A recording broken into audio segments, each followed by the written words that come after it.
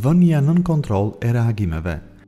Gjithsesi, ndjenjat reaguese kanë detyra të rëndësishme në jetën e njeriut dhe ashtu siç theksuam më parë, ato e ndihmojnë njeriu në ruajtjen dhe mbijetesën e vetes së tij. Por megjithë këtë, teprimi në to sjell dëm për shëndetin trupor dhe mendor. Për shembull, reagimi i frikës është i dobishëm për njeriu sepse e bën atë të përmbahet dhe të largohet nga rreziqet që i kanosen jetës së tij.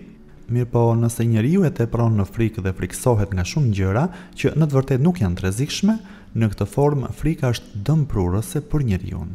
Këto lloje frike janë të shumta, zakonisht janë shkak për çrregullimin dhe për luhatjen e personalitetit njerëzor. Kërkimet e reja në mjekësinë psikosomatike, sëmundje psikike që prodhon ndërlikime trupore, e kanë qartësuar këtë çështje që çrregullimin e aspektet reaguese të njeriut është një nga faktorët e zhvillimit të shumë ndërlikimeve të sëmundjeve trupore. Një pjesë e statistikave tregon se një përqindje e madhe të smurve që shpesh u drejtohen klinikave mjekësore pikë së pari ankohen për çrregullime të përjardhura nga problemet psikike.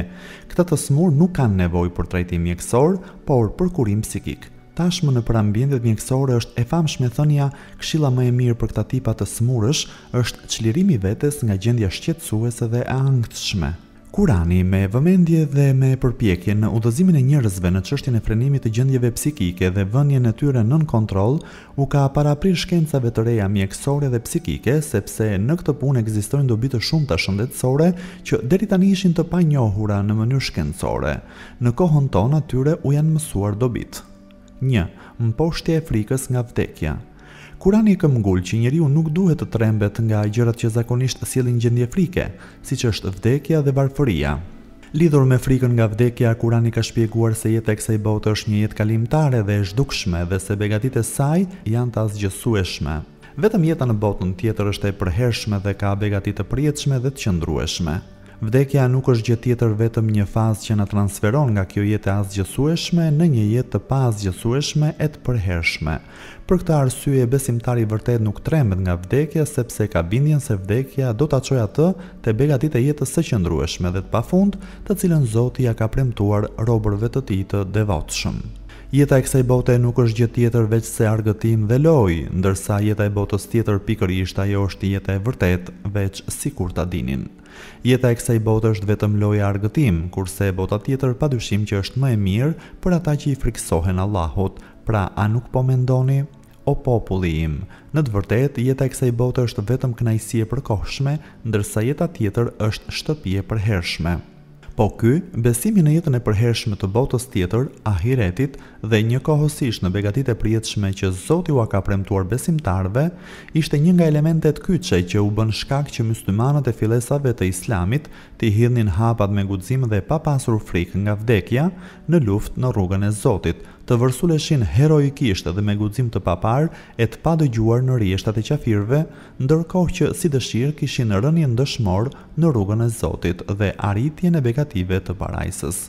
Kurse si mos i quani të vdekur ata që janë vrarë në rrugën e Allahut, jo, janë të gjallë, duke u shqyrë te Zoti i tyre, janë të gëzuar për çfarë u ka dhënë Allahu nga dhuntitë e tij dhe gëzohen edhe për ata që ende nuk u janë bashkuar e që kanë ngelur pas tyre dhe ende nuk kanë rënë martir, sepse nuk do të friksohen për çfarë i pret dhe nuk do të pikëllohen për çfarë kanë lënë pas. Edhe nëse ju vriteni ose vdisni në udhëtë Allahut, falja dhe mëshira e Allahut me të vërtetë janë më të mira nga ato që kanë grumbulluar ata. Edhe po vdiqet apo u vrat, me siguri do të tuboheni tek Allahu. Le të luftojnë në rrugën e Allahut ata që nuk e kursejnë jetën e kësaj bote për jetën e ardhshme. Ati që lufton në rrugën e Allahut e vritet ose fiton, ne me siguri do t'i japim shpërblim të madh.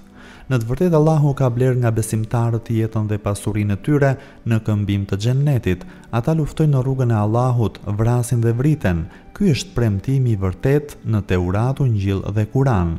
E kush i përmbahet beslidhjes më fort se Allahu, andaj gëzojuni kësaj shitjeje. Kjo është fitoria madhështore.